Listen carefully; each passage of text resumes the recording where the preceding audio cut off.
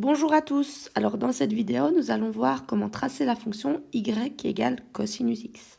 Alors si tu as déjà regardé la fonction y égale sinus x, c'est vraiment le même principe en fait, donc tu pourrais essayer de t'entraîner seul, de vérifier avec cette vidéo si c'est juste. Donc la différence avec le sinus, c'est que donc pour le sinus on aplatissait sur l'axe des y, pour le cosinus on va aplatir l'angle sur l'axe des x. Alors, je vais te montrer un exemple avec l'angle pi tiers. Donc, comme pour tout à l'heure, j'ai repris mon cercle trigonométrique de rayon 1, où j'ai déjà subdivisé mon cercle en plusieurs angles. Donc, chaque petit quartier vaut pi sur 6. Donc, ici, je vais prendre le deuxième quartier, donc ça fait 2 pi sur 6, ce qui vaut pi tiers. Alors, je vais regarder avec toi comment trouver le cosinus. Donc, je l'ai dit au début de la vidéo, pour le cosinus, je vais aplatir sur l'axe des x et plus sur l'axe des y. J'aplatis donc sur l'axe des x et je trouve que le cosinus de pi tiers vaut 1/2. Alors si tu veux pas le faire avec le cercle trigonométrique, tu peux aussi le faire à la calculatrice en mettant bien ta calculatrice en radian. Cosinus pi tiers, eh bien tu trouveras 1/2. Et donc pi tiers, alors j'ai déjà noté les angles en couleur ici sur mon axe x. Comme un petit trait c'est pi 6, deux petits traits c'est 2 pi 6, et 2 pi 6 ça fait pi tiers. Et donc le cosinus de pi tiers, je trouve que ça vaut 1/2. Voilà, j'ai mon premier point. Et je vais faire ça pour tous les points. Et donc je vais commencer déjà par 0 radian. Le cosinus, si j'aplatis sur l'axe des x, je vois que je suis déjà à 1 en fait.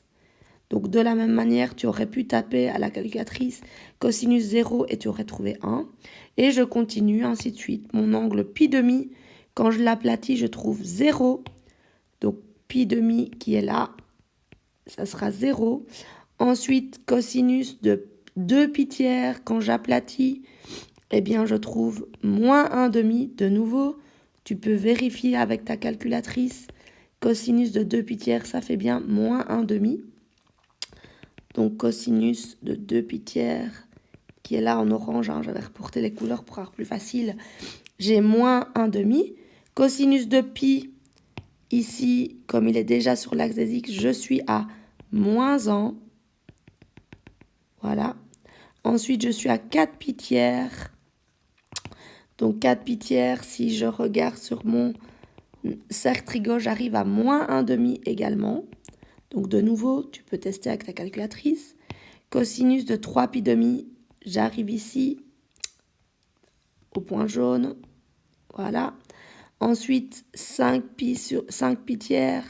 Quand je l'aplatis, j'arrive à 1/2. Donc à 5 pi tiers. Donc voilà, je suis à 1/2. Et enfin, à 2 pi, quand j'ai fait le tour complet du cercle, eh bien, je retourne, j'ai un cosinus de 1. Voilà. Alors là, j'ai fait la partie, évidemment, du côté droit, donc positif. Mais j'aurais pu aller dans les angles négatifs, donc c'est-à-dire à moins 2 pi sur 6, c'est-à-dire moins pi tiers, qui correspond au même angle que 5 pi tiers. Eh bien, pour l'angle de moins pi tiers, le cosinus vaut 1/2. Donc à moins pi tiers, je suis là, puisque de nouveau, un petit trait, c'est moins pi sur 6. Donc moins pi tiers, eh bien, on a dit, j'arrive à 1/2. Et donc, j'arrive ici. Bon, je pourrais continuer comme ça pour tous les angles négatifs. Je pourrais refaire, si je voulais, moins pi demi. Allez, je vais faire encore celui-ci. Moins pi demi, donc qui est au même endroit que 3 pi demi. Le cosinus vaut 0. Et donc, à moins pi demi, je serai à 0. Donc, je pourrais faire ça ainsi de suite. Mais là, j'ai déjà assez de points pour relier, alors du mieux que je peux, évidemment. Voilà, tous mes points, etc. Et donc, je viens de tracer la fonction y égale cosinus x.